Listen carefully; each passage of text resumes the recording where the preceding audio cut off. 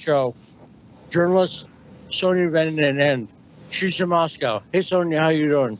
Hi, Lee. Fine. And you?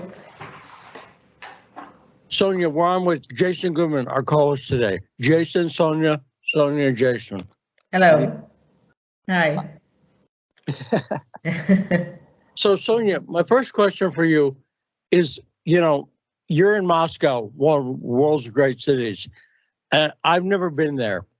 So it's holiday time, Christmas and New Year's, obviously, coming up. Does Moscow get dressed up for the holidays? Do they decorate a lot in Moscow? Oh yes, quite a lot. When you go to the shopping malls here, it's dressed up everywhere. Christmas trees, lights, but especially when you go to the Red Square, that's really beautiful. It's all. There's now a big Christmas tree as well. There's an ice skating rink. It's beautiful. It's you see it everywhere in the shops, on the streets, Christmas trees. So. Yes, maybe even more than in Europe, because they have the problem with electricity and gas. So I heard they could not put the bulbs on everywhere, but yeah, it's beautiful here. It's really beautiful. Sounds like New York without the criminals. Yes, it is, I think. Now, Sonia, Ukraine is obviously getting ready for their holidays too, including a Nazi's birthday. Stefan Bandera's birthday is January 1st. And that's the day in Ukraine where traditionally they hold a torch march. That's a nice holiday tradition, don't you think, Jason? Absolutely. The blood and soil, right? Right.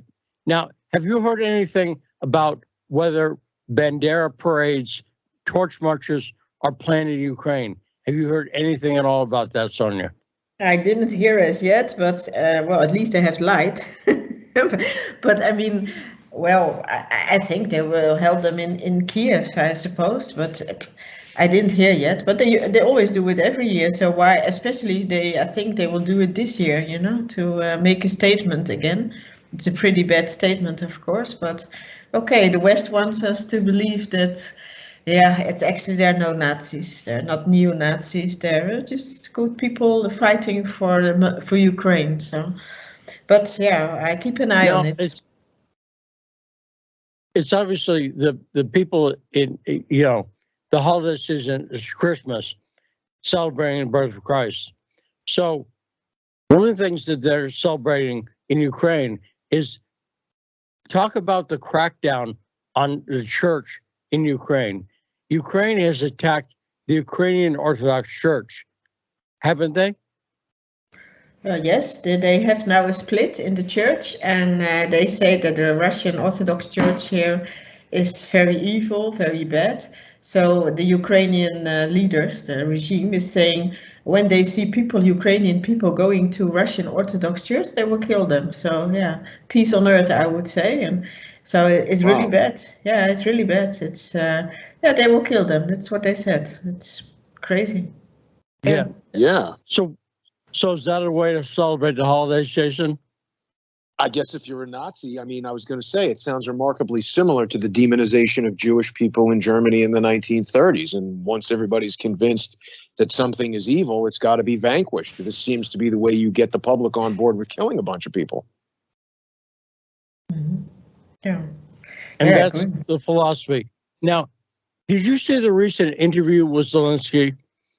The one where he challenged Putin to a fight? Yeah, sure. I haven't seen that. I didn't see that. I think Putin would beat him. Yeah, he would. But if Zelensky gets coked up first, then it's anybody's ball game. But Sonia, what did you take out of that? Because do you think that Zelensky is losing his mind? Because he said a lot of stuff in that interview that he said they're starting their assault on Crimea.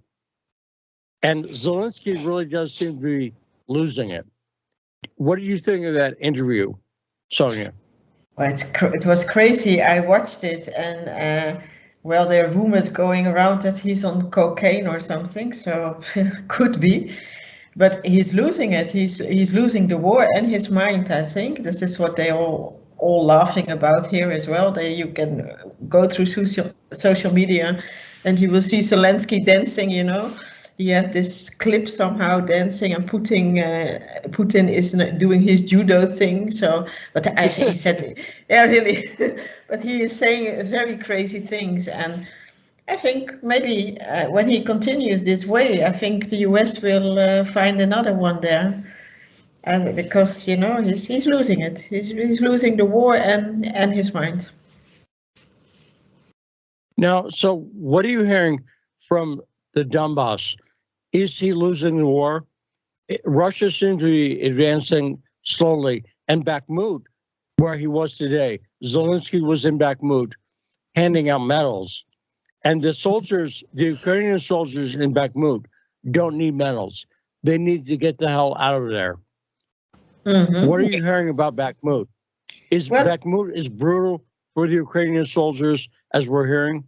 Yes, it is brutal. And I don't know if you saw the picture in mainstream media everywhere. I mean, it was in Europe. And you saw Zelensky between his so-called soldiers. Well, first of all, there were elderly men, some women, so not really his soldiers. And secondly, Europe admitted that they don't have any weapons anymore to give to Ukraine. So that's, yeah, they're running out of weapons. So the Panzers in Germany are not working, so it's a good thing. And Bakhmut, I think slowly but surely the Russians will conquer it. I'm sure of it. But they are not in a hurry. And what I heard is that, you know, von der Leyen said already that there were 100,000 dead soldiers. Well, I think it will be more now, much more. But of course, we don't know the amount exactly, but they are losing it. They are losing it. I think it will not take a long time before Bakhmut is under Russian control. And is it militarily significant? Do you think Bakhmut's an important, you know, strategically for Russia? Yes, it's very strategic point because it's, you know, if you don't know the map a little bit, it's close to the border with Ukraine actually. So it's very strategic, and it's yeah, that's a milestone, I think. And yeah, if they conquer this, then yeah, well, it's up to conquer back again Kherson and other cities. So yes, if they conquer this, then the way is open, we can say. So, Jason, any questions for Sonia? Well, as I'm listening, I'm reminded of something that I've learned in court. Lawyers in the United States are less concerned with empirical evidence than they are with stipulated facts. And I noticed, you know, earlier today, the White House press secretary was making commentary about the illegal migrants that are flooding over the U.S. border. And she said something to the effect of, if you believe that the border is open, you're on the side of the human traffickers, which is so far divorced from the reality of what is happening. The fact that a spokesperson for the White House would say that indicates that she's trying to stipulate reality, to tell you that something is happening, when in fact, empirical reality is the opposite. So what Sonia just told us about the actual presence of people in the war zone in Ukraine being elderly and women and obviously not physically capable of carrying out the duties of a soldier, that's the real empirical reality. The stipulated reality is what we hear on the news about their winning. And I heard earlier today that more cruise missile type assaults from these modified aging jets that are now operated by remote control are digging deeper and deeper into Russia, bombing things inside of Russia. Insanity. Yes, I know, because you know, that's what I always say. The propaganda is really, really bad, and everything they say or they claim that what is going on or what is happening, they never verified it anyhow. So at least, you know, we know that all the drones are going into Ukraine. So that's a fact, that Kiev is without power. I mean, they all the time say, oh no, we have power again. And about elderly people, it's the same, like, for instance, with the city of Donetsk. every day, every single day. The Ukrainians, but I don't think they are Ukrainians, but okay, that's I can assume that. But I think they're NATO soldiers behind the HIMARS or US soldiers. They launching attacks on Donetsk city, but not on military strategic points, no, on hospitals, schools, building blocks, hitting children, like yesterday. There was a hospital again, neurosurgical hospital, I think it was. It was hit. I think 2 children died, but this is going on every single day. Hospital, tomorrow it's a school, nobody knows, or a shopping city or something. So, but nobody in Western media or what you say, maybe in a court or whatever, telling these stories, it's actually very terrible. It's like maybe with the refugees in the US, it's nobody is mentioning it. And there are so many dead people, it's horrible. So this is what the reality is. And the media or even the politicians are saying something totally different. That's very terrible. Yeah, and it is. And I think that Twitter is a major component of this process because it's flooded with information and messages that purport to be authentic or coming out of Ukraine or, you know, firsthand, independent, whatever on the ground. But it appears to be all fake accounts, tight integration with this Ukraine IT army that was identified by Italian researcher Stefano Sosanto for the Zurich cybersecurity think tank. I just think they believe that they can put out news and manifest reality with that. Yeah, that's true. I see it a lot because I'm on Twitter as well, trying to put the truth on, you know.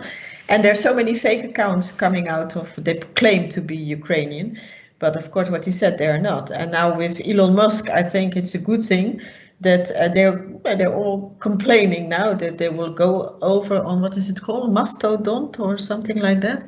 It's another, and they're all saying, no, we don't have freedom here on Twitter. It's very terrible. But actually, I think all these fake accounts will now disappear. That let's hope that, because it's not real, you know. It's totally fake, and it's really terrible. And this is the most terrible thing for me, is that media in the Western media is taking this and bringing it to the people as being the truth, you know, that Ukraine is winning or the Russians are so evil and so bad. So this is a huge campaign. It's so, it's terrible. Yeah. Well, there's a lot of talk over at Twitter. Just one last thing, because Elon Musk ran a poll asking Twitter if he should stay on as CEO or if he should resign. And millions of responses came in, which prompted a lot of people saying, oh, he's going to resign. But now, as savvy people are analyzing that poll, they're seeing that the number of likes and shares and retweets don't seem to correspond to the massive number of people who voted. And it's giving rise to speculation that the poll may have been flooded with inauthentic accounts to create an embarrassing situation for Musk. So I think he's just started on this mission to try to rid Twitter of bots and fake accounts. And as you're pointing out, they can be incredibly damaging. It's not some online game or some silly little practical joke. People are using these inauthentic accounts to sway public opinion and foment this war, and it's causing death. It's an incredibly serious situation that most people don't even realize is happening. Exactly. And, you know, all these people who are watching or reading these Twitter accounts, they don't realize how it is to be on the front lines. I mean, there are thousands of soldiers there, Russian and poor Ukrainians as well, the other side. And it's a real fight, you know, it's not a computer game or something. I was on the front line, nearly on the front lines. I was in all these cities which were, you know, totally destroyed. So they don't realize nothing. It's for them, it's a game. Going on Twitter every day, more nice picture here. Oh, look, that's a HIMARS there or something. But it's a bloody game, we can say. Yeah. Now, Sonia, as a journalist, you've also covered Syria, is that right? Yes, that's right. Yeah. So I want to talk to you about Syria for a second, and then we'll come back to Ukraine and Russia. Okay. Syria seems like it could be headed towards an end game. Erdogan from Turkey is now saying in public that he wants to sit down and talk to Assad, which would essentially end one of the big conflicts there between Turkey and Syria. But remaining in Syria would be the U.S. troops. Now, what do you think what's going on with Syria? Do you think we could be seeing an end game to the Syrian conflict? Well, maybe yes. When indeed Erdogan will speak again with Assad, or they'll speak together, then as what I heard and read and heard from the people there somehow, is that the Syrian army finally can get the the Kurdish out there who collaborate with the US. Then this is the last part, because when they are on speaking terms with Erdogan, Erdogan has to remove his army from the northern part. He also has to stop sponsoring these jihadists still who are there. And I hope that Russia can mediate between them, that all this jihadist group go out, and then the Syrian army can go and fight the Kurdish people, who collaborate with the US, and then Syria will be liberated. That's what I think, and that's the point of view what is now in Syria. So that would be great, and we are exactly, yes, what he said, in the end game. And what do you think of Russia's involvement in Syria? I was very happy because I covered Syria back in 2013. I went to Lebanon and so on, and I was very happy with Russia's involvement. But I'm sure Russia wants to get out of Syria. They don't want to spend the money and put their troops at risk. They've been a good partner for Syria, but I don't think they want to be there. Is that your impression, Sonia? Yeah, sure, because they helped, because Assad or the Syrian government asked Russia to help. Well, they do that now for a long time. They came in September 2015. I was in August 2015 there, and Syria was losing the war against the jihadists. They were on the gate of Damascus. I remember that. It was very terrible. So the people are very happy that Russia came in. They did a great job. But now, of course, we have a different situation in the world, and Russia needs all his servicemen, all his military to most likely fight NATO. We hope not, but all rumors, all things point out that NATO wants to fight. I think they will not win, but okay, that's what they want. So they need all their people back, and this is why I think there's a pressure on Assad now and on Erdogan to somehow, reconciliate, make some kind of peace, or at least be on speaking terms and not attack anymore in Idlib and so on. So I think that is what the whole point is at the moment. Yeah, it's all connected: Syria, Russia. Yeah. Yes, and like you're talking about with Ukraine, it struck me in 2013 how completely bad the media was. The Western media was telling the opposite of what people are telling me on the ground in Beirut. And you had that experience too, right? The media is presenting the opposite of the truth, right, Sonia? Yes, I actually lost my faith in the Western media since I covered the Syrian war, because what I saw there, what I heard there was so bad. And what was coming out, for instance, with the white helmets, that they were so good, they were rescuing people, which was not true, because they're all affiliated with Al-Qaeda and some other terrorist group who were there. And in the end, they all merged together with ISIS or Daesh.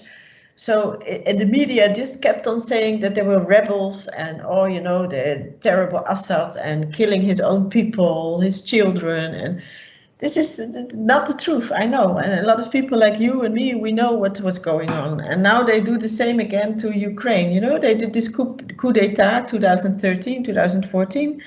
And they're doing the same thing again and telling that the Russians are bad. And this campaign, I think it's one of the worst in the history of the last 20 years, because they are so bad speaking about Russians and about Russia and the government that it's really sickening when you read what, for instance, on Twitter or you read the normal media. It's really horrible. It's unbelievable. They've gone too far, I think, with this now.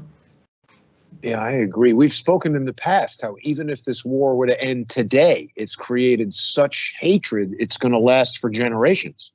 Exactly. And this is, because it's affecting the normal Russians as well. In the beginning, it was maybe only about Putin, the government, they are bad and so on. But, when they hit them economically and they tell normal Russians, you cannot go to Europe now because you will not get a visa. Well, what do you think the normal Russians are thinking? They will be happy? No, of course not. So you also affecting the normal Russian population. And this hatred, it will last because they will not have any trust anymore in the West, not in the government, and maybe also not in the people. And who can blame them? Nobody. Yeah. So, Jason, do you have any question about Syria? Because Sonia knows a lot about that. She covered that. I'm suspicious of Erdogan. And I mean, sure, we want diplomacy, but him saying, okay, we want to talk. Wasn't it not that long ago that he said he wants to take over the whole place and take the oil? Why would they trust him? Well, it's always I always have said from the beginning, I never trust Erdogan, and I still don't trust him. I will never trust him because he has two faces. It's the same with Russia, And the one hand he's saying, okay, Russia, you're my friend, and we do some economic things, and keep the airspace open so commercial flights can go. But on the other hand, he's always betraying Russia or Syria, and he did that all this time because he's in NATO. He's in NATO, right. So he has his two faces. Let me answer the question, Jason, partially, not based on trust, but based on reality. Erdogan is facing an election. He's facing another vote in Turkey, and they tried to throw him out once violently. So I think it's to his advantage to end things in Syria. What do you think about that, Sonia? That it's not trust him. He's not a good guy, but Erdogan wants to end the conflict with Syria before the election. I think so. And also, I think he knows, and maybe Russia knows, that if they will elect this opposition party, that a lot of Kurds are in there, this party is collaborating even more with the West. So then you get an even more dangerous situation, maybe. So I think pressure is on him through the elections, through Russia, Syria, no. But okay, but this is good for him when he can maybe win the election again by saying, oh, look, I'm the guy who made peace with Syria, and then we still are in NATO. So it's actually a crazy situation, a difficult situation, maybe for Russia and Syria as well. But if you get the other party, that's what I said, it's consisting of Kurdish people, and a lot of these politicians are also, you find them also at the World Economic Forum, at the Bilderberg Group, and so it's a twisted situation, we can say. Indeed. And by the way, also, Jason, a lot of Russians, you talked about, Sonia, Russians not being able to go to Europe, but a lot of Russians actually go to Turkey on vacation. Over millions every year. So it's a very popular destination for Russians who want to get out of the country for a vacation. Isn't that right, Sonia? Yeah, that's true. A lot of flights are going every week to Turkey. It's very popular, the beaches there, and I must say Egypt now as well, because I heard this week Egypt was closing for 2 days somehow. The airspace for somehow commercial flights didn't go through. I don't know exactly how, but it's very popular, because it's now the only place they can go to. It's Turkey, Egypt, and a few other friendly countries maybe, but they cannot go to Europe anymore. They cannot go to Greece because they loved Greece before. But Turkey is very popular, but it was always like that. It's of course not so far from. And it seems to me that Russia takes a very realistic attitude towards Turkey. They don't embrace them wholeheartedly. They don't just trust them, but they realize they are a big Black Sea partner, and they have to deal with them.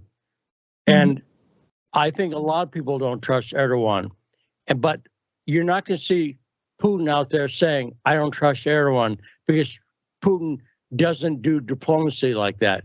He doesn't negotiate with people and insult them at the same time. No, Is that right, Sonia? Yeah, I think that's right. He's a very good diplomatic kind of man, I think, because you cannot trust Turkey. Maybe some other countries as well he cannot trust, but he needs Turkey. You know, Russia needs Turkey and Turkey needs Russia maybe, but I think Russia needs Turkey more now because they are in a crazy situation that the West don't want them anymore. So, and Russia is close by, Turkey is close by, so they need Turkey for a lot of things. And yeah, diplomacy is always the best way. But of course, with a little bit of mistrust, that's better, I think, with Erdogan, because you can't trust him or his government.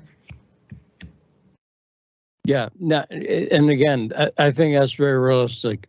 But Jason, turning back to Russia, do you have any questions for Sonia on Russia and Ukraine before we lose her in a couple of minutes? Well, what's the sentiment among people there in Moscow with regard to Putin and the war? Do you get the sense that people are losing patience or supporting the effort, understanding how important it is to the future of Russia? What's the general demeanor of the public in your perception? Well, in the beginning, when I was first here, then the people were living their lives as if nothing happened, you know, because it was all a little bit exaggerated that really hundreds of thousands went out. Of course, people went out, they're still going out. But now they see that because what I said, the war is coming to them because they are boycotted and they are not allowed to go traveling anymore or whatever, going to have a job there. So now it's really, really serious, and they now understand because they make it clear in media or TV that, you know, real threat is coming from NATO. And all this talk about the nuclear bomb, or maybe the West is going to throw a few missiles here or whatever. So they are now, I think they are more aware that it's serious. It's deadly serious at the moment, that we are somehow at the crossing point of no return. And this is now they are supporting, of course, their country, because they know their country is now at the verge of, or they lose everything, or they win. So this makes the people more aware, and that's what you can notice now. You feel it here. Now, Sonia, I saw over in Moscow that Putin gave the Order of Honor, a big award, Jason, to the editor-in-chief of RT. Did you see that? I did not. And Sonia, you saw that, right? Yeah, I saw it today. It was he gave some other people as well, and her, Right. So I'm just saying, you're over there in Moscow. Put in a word for us as Sputnik. Okay. I'd like an Order of Honor. Okay. And my boss deserves it. Thank you. Thank you very much, Sonia. Okay. Have a great holiday. It's great talking to you, Sonia. Have a great holiday. Bye-bye. Bye, Sonia. Bye, Jason. Bye. Let's go. Bye. Thank you so much. Sonia's great. So